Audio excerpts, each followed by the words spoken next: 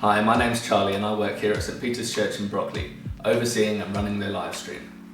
Due to the outbreak of COVID-19, ourselves, like many other churches and places of worship, have had to think on our feet on how we can continue gathering as a church.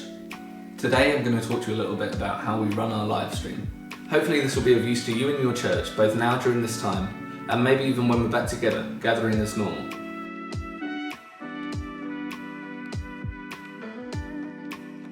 So here we are with the lovely view of the back of my head.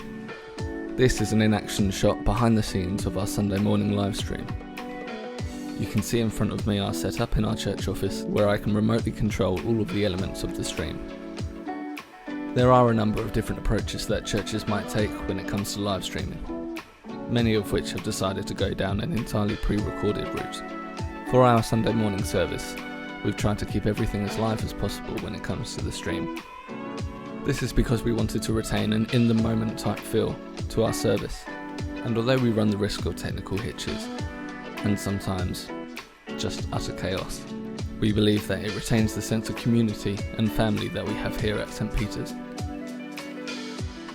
Okay, so more about the technical details.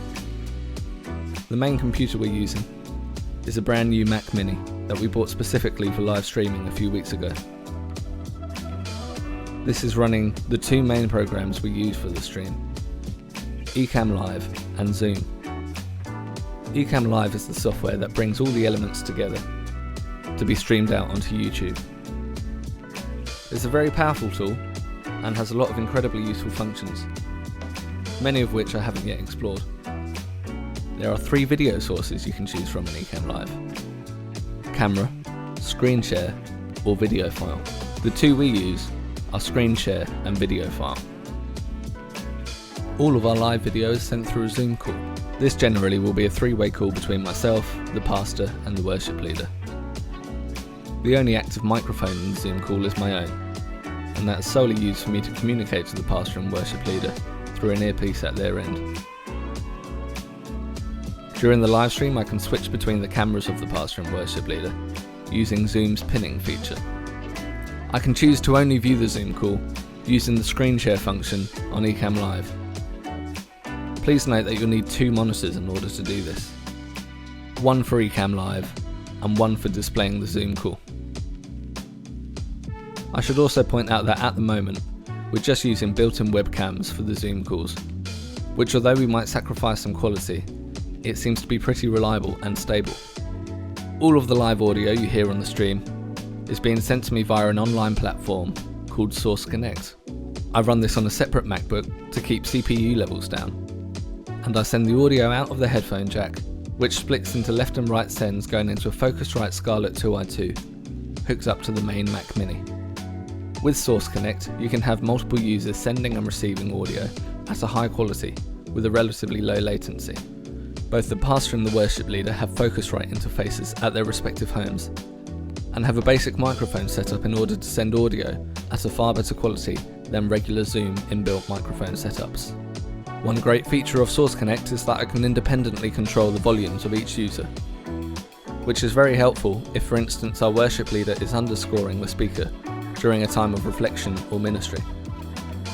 Now we have video and audio being sent into Ecamm Live, we're almost at the point to be able to send out the live stream.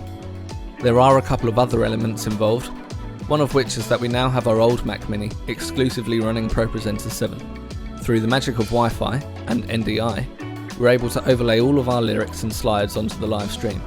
This takes a bit of extra time in preparation for Sundays, as everything on ProPresenter needs to be reformatted in order to display at the bottom of the screen, rather than in the centre and over the subject's face. There are occasions where we play pre-recorded videos during the live stream. This may be for readings, or if we have a guest speaker who's unable to join us for the live broadcast. On Ecamm Live, I'm able to have widgets open on my main monitor, which allows me to view and respond to comments coming in from YouTube. I also have one monitoring the levels of my audio inputs, and there's also another allowing me to show and hide overlays, such as a countdown timer. Broadcasting a live stream requires your computers to have a lot of processing power, and even though the new Mac Mini may be able to handle it all, I wasn't comfortable running everything from one machine. It also requires a stable and high-speed internet connection from all the parties involved, Hopefully this has been helpful. By no means do I have all the answers on live streaming, but please do post any questions you may have on our setup and I'll be happy to help. Thank you.